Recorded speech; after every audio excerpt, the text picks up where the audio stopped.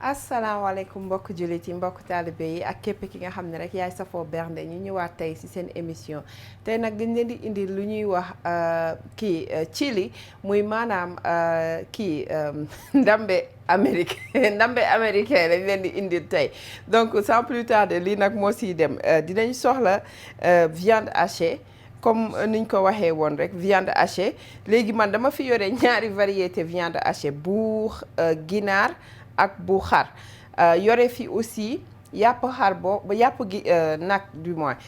boo xamante ni dama ko dagg ay dés yu sew a sew donc mu nekk loo xamante ni ki nga xam ne amul par exemple viande hachée mun na substituer wu si bu dee ndawalu nag wala xar la am mu daggate ko même bu ginaar sax mun na ko def donc dinañ soxla suñu ay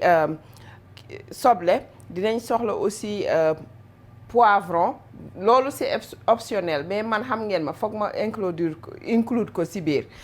dinañ soxla aussi ay épices donc ngeen gis fii ma yore fii quelques variétés donc bii moo nekk suñu paprika bi nga xamante ni dañ ko fumer ñu am fii chili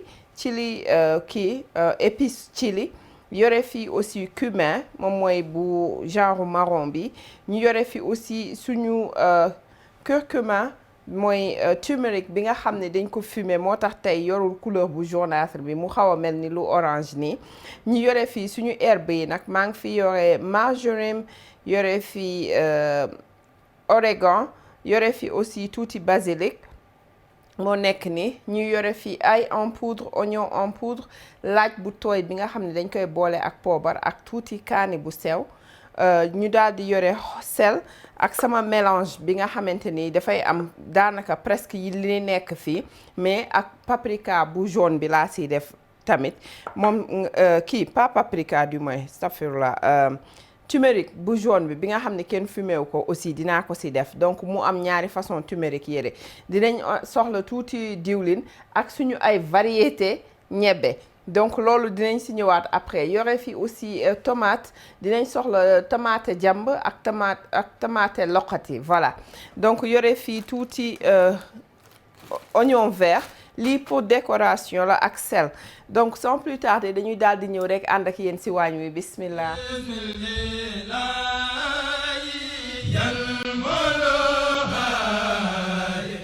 voilà gis nga suñu kii bi cin bi dañ ko teg pour muy tàng comme ça affaire yi gaaw tuuti ñu daal di jël suñu diw du ma def lii yëpp damay def lu ma like tuuti rek juste loo xamante ni dina mun a sauter ndawal gi bismillah donc gis nga ma jël yàpp bi nga xam ne dama ko fejetoon boo xoolee mariné wu ma ko def ma ci dara c'est fait exprès bismillah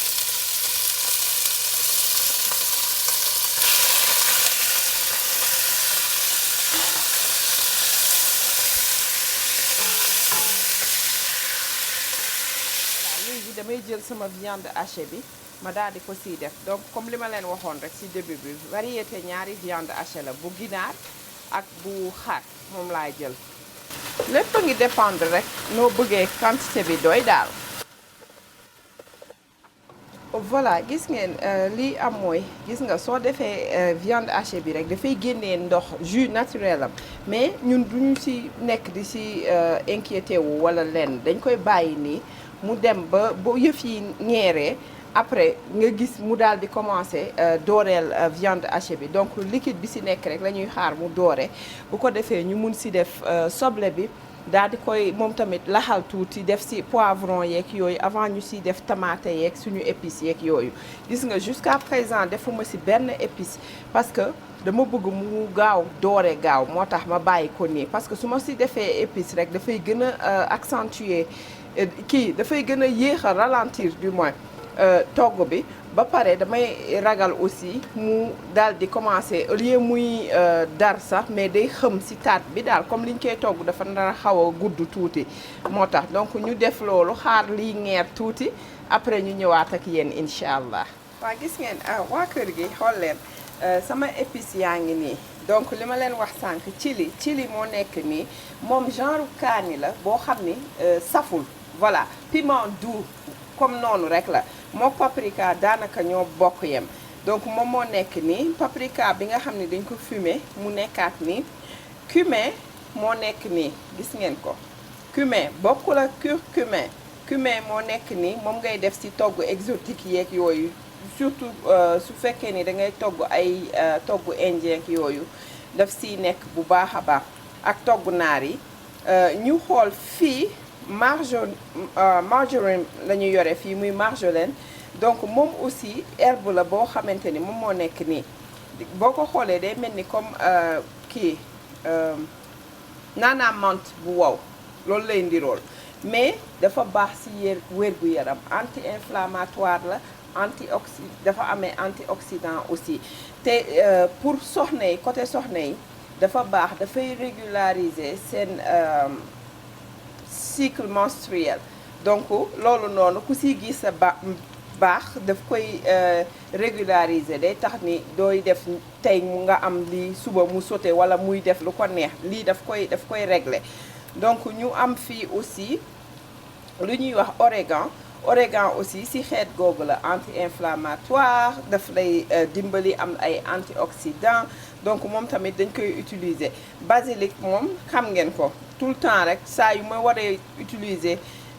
tomate daf ci neex dañ koy utiliser waale moom aussi même propriété minérale yooyu moom la amee aussi ñu daal di amee fii suñu curcumin ngeen xam ko moom itamit ci famille boobu la mais tey bu ñu fumé bi laa jël donc kii yëpp dañ koy am njariñ yëpp dañ koy am incha allah léegi nag épices yi c'est selon votre ak herbe yi c'est selon votre goût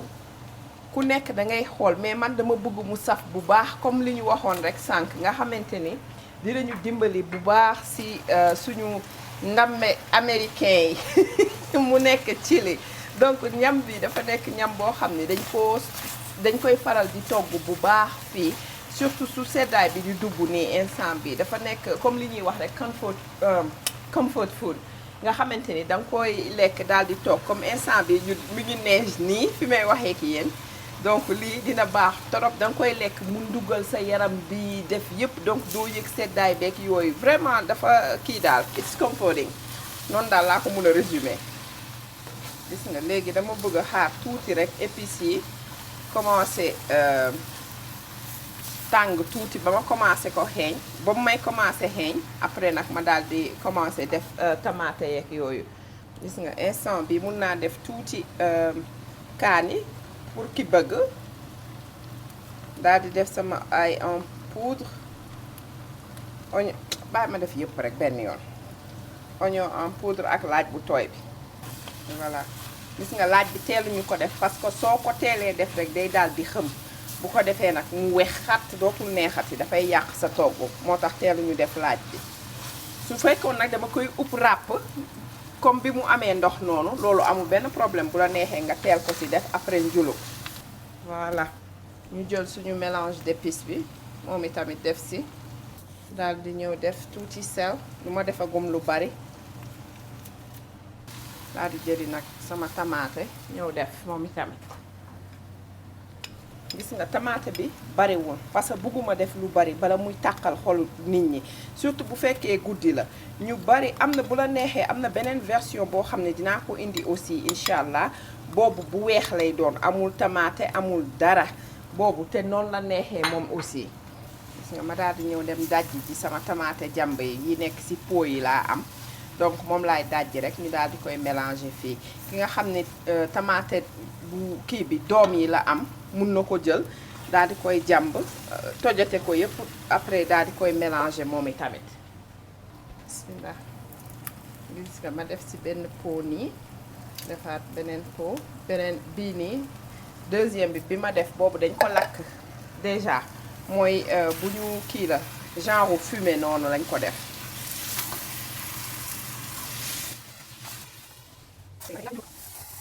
voilà léegi li ñuy def nii rek mooy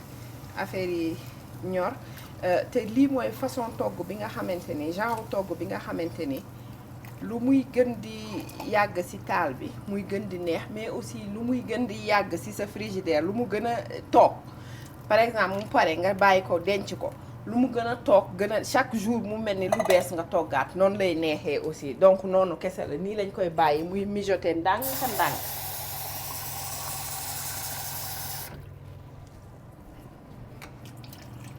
gis nga ma def ko benn njuluk rek bàyyi ko muy mijoter ndànk parce que fi mu nekk nii yàpp bi ñor na ba pare mais dañu bëgg mu dem ba nooy a nooy nga xamante ni jus yeeg yëpp day dugg ci biir donc ñu daal di nettoyer après ñëwaat ak yéen parce que avant ma siy def ñebbe bi damay dindi tuuti pour sama mbokk yi nga xamante ne par exemple ñoom bëgguñu lekk lu am ñebbe lu am par exemple légume comme niñ koy waxee donc yooyu noonu ñii di def régime alimentaire yi nga xam ne bëgguñu lekk yooyu noonu ay graines ak ay yu mel ni ki noonu léegi damay dindi teg fële à côté après door a def ñebbe bi pour ñi nga xamante ni ñoom loolu la ñu bëgg incha allah. donc comme li ma leen waxoon ci début bi dama am variété ma am haricot bu noir bu weex ak bu rouge foncé ak rouge clair donc ku nekk rek yow yaay xool lu la neex su fekkee par exemple ñebbe Sénégal bi nga am. nga utiliser boobu kese def toggin bi yëpp comme nii daal di utiliser ñebbe Sénégal léegi lii nii man ñebbe bu ñu togg ba pare mooy yi ñuy def ci pot yi moom laa amoon donc ma daal di koy utiliser nga xam ne day gën a gaaw sax ci boppam parce que ñebbe yi ñor nañ ba pare dama ko dajji daal di koy raxas layandi ko ak ndox def ko ci tame layandi ko ak ndox ba mu set wecc nga xam ne damay dindi lépp lu nga xamante ni liquide bi nga xam ne moom lañ ko toggee woon moo ci nekk nga xam ne léegi yëf yi day daal di set wecc ma daal di koy dugal gis nga fii nii ci biir cin bi comme ñebbe bu ñor la woon donc il faut ma def ma yëngal ko délicatement comme ça bala ma koy nekk di ko tasaare yëpp ci biir di ko tojate yëpp ci biir cin bi gis nga buñ defee nii fi mu nekk nii li ñuy def mooy dañ koy bàyyi mu dugg teg ko ay 10 à 15 minutes le temps ñuy nettoyer ak yooyu bu ko defee ñu daal di ñëw préparer def li nga xamante ni moom lañ koy booleel xale yi dañ ma laaj loolu bokk ci woon sax mais dañ ma laaj ma defar ci mburu donc dama am benn mburu boo xam ne doon naa ko defar ci début bernde yi moom laa koy booleel rek bu ko defee ñu daal di ñëw daal di mu tombeek lii pare ñu daal di yàq incha allah donc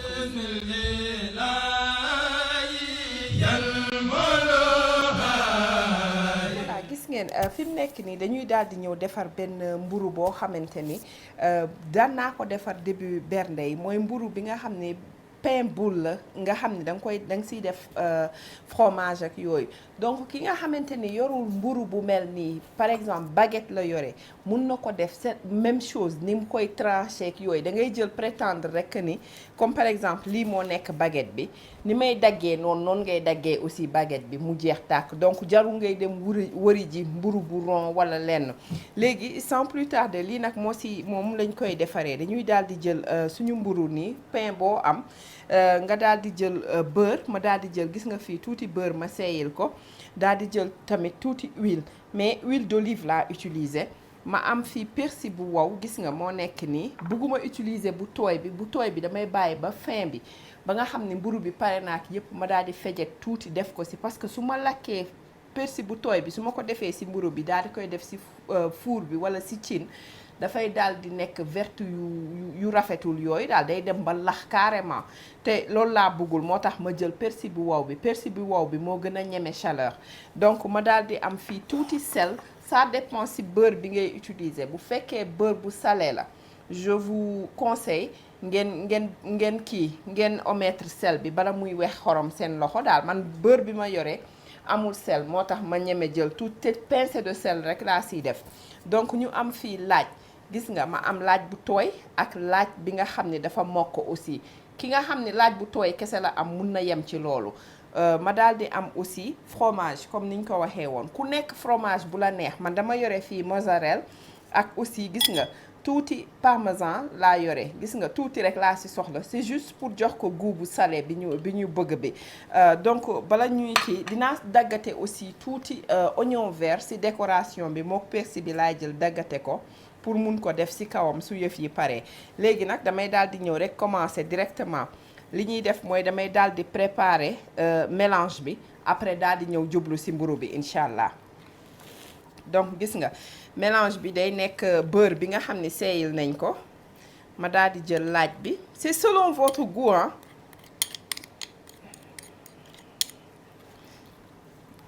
gis nga ma def daal di jël tuuti pincée de sel gis nga def yëngal ba mu baax ma daal di jël lépp rek def ko ci sama kii bi jaxase ko ak huile d'olive bi bismillah dama koy def ci récipient bi nga xam ne su desee dinaa ko mun a conserver duma fi nekk di defaat leneen lépp munoon naa ko defee fii gis nga ma daal di jël persil bi aussi ma def ko ci biir bismillah persil bu wow moom lii mooy njëriñam ay xam nga dëgëral roof ak aussi soo naree def lenn loo xam ne da nga siy def persil pour lakk ko walla saaf moom dina mun a tenir bu baax ci chaleur bi gis nga su ma defee nii je pense que baax na ma daal di jël tuuti rek ci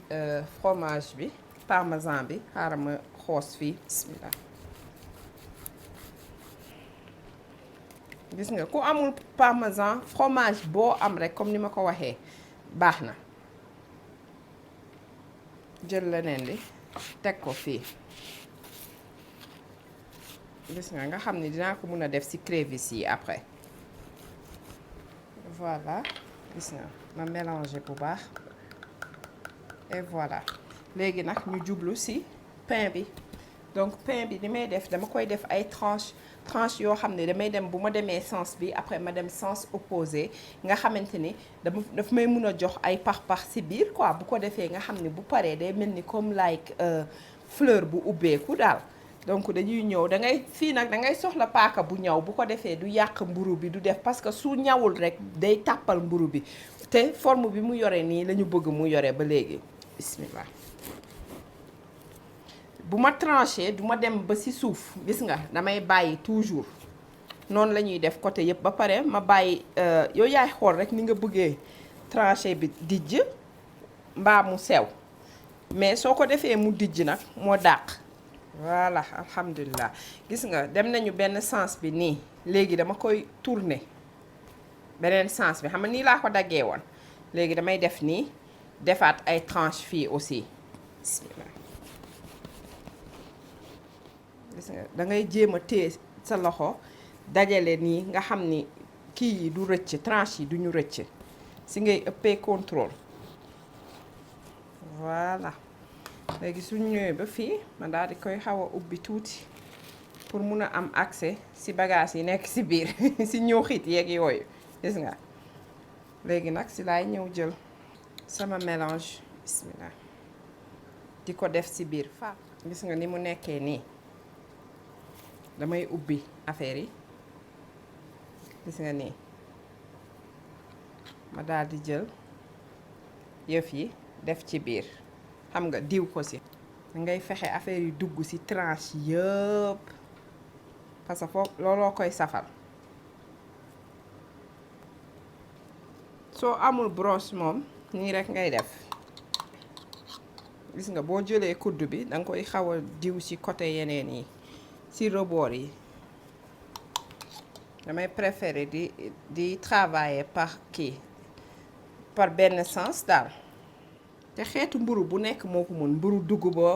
mburu farine yaa xam ban façon mburu ngay utiliser loo na doon mburu daal voilà ñu daal di tourner pour mun a am accès ci beneen sens bi ok voilà léegi pour li jëm ci diw beeg yooyu moom jeex na léegi fi mu nekk nii fromage bi la ñuy jël damay continuer toujours ci même lancé bi donc par sens laa koy def direction gis nga parmesan bi laay jël di ko def ci diggante yi tuuti rek pour mu saf gis nga léegi nag ma daal di jël fromage bi mozzarella ma commencé ko nag léegi def ci biir libéralement ci benn sens bi comme ça du ma nekk di ñëw di jaabante voilà léegi ma demaat sens opposé bi ma nekkoon bi sànq jàmbaar ji du toog de gis nga au fur et à mesure ngay dem rek di nga gis loo war a dolli ak yooyu yoo war a rectifier voilà léegi gis nga pare na léegi li ñuy daal di def mooy dañ koy jël su la neexee nga laxas nii rek nga dem dugal ko ci four bi nii walla nga def ko ci sa cin walla lu mu munti doon mais man damay bëgg a préférer def ko ci muuree ko ak papier alu bu ko defee du gaaw a lakk doon sax dama bëgg pour mu kii bi seey bi gaaw le temps ñuy moom muy nekk di lakk ak yooyu ñun ñu dem nettoyer tuuti parce que affaire yi gis nga nu mu xawee taqal fu nekk buñ nettoyer nga xam buñ ñëwaatee ak yéen incha allah dañ leen di wan nu muy mel léegi ku mu neex nga def ko ci sa benn plaquette boo xam ne dina dugg ci four walla nga def ko su dee cin nga yore par exemple amoo four ci fourneau nga ko bëgg a def walla ci gaz supposons lii moo nekk sa cin léegi da ngay jël lenn loo xamante ni comme rek toujours rek sooy bake da ngay jël benn récipient walla lenn loo xam ne bu ko defee du tegu mburu bi du tegu directement ci cin bi entre cin beeg feu bi donc lii nii day nekk benn grillage nga xam ne dama koy daal di teg nii ci kaw bu ko defee nga daal di jël sa kubéer boo xam ne donc il faut nga wut cin bu xaw a xóot tuuti nga xam ne di nga ko mën a upp ràpp te kubéer bi du laal kii bi mburu bi léegi bu ko defee nag noonu ngay daal di dem tëj ko bàyyi ko foofu comme ay 10 à 15 minutes yooyu nga di ci bàyyi xel daal donc loolu li four di def rek lay def toujours ñun dañuy dem dugal ko ci e-wave bi nii après bàyyi le temps ñuy defar fii après ñëwaat ak yéen incha allah. voilà kon nag mbokk jullit yi mbokk taalibe yi ñoo ko gisandoo tey jii ñu indiloon leen chili maanaam ñu koy wax ndambe américain donc mu nekk ñam boo xamante ni dañ ko baaxoo di togg bu baax surtout bu seddaay bi di ñëw mu nekk genre comfort food yooyu tey nag émission bi ñu ngi koy may képp ki nga xam ne rek yow yaay safoo bernde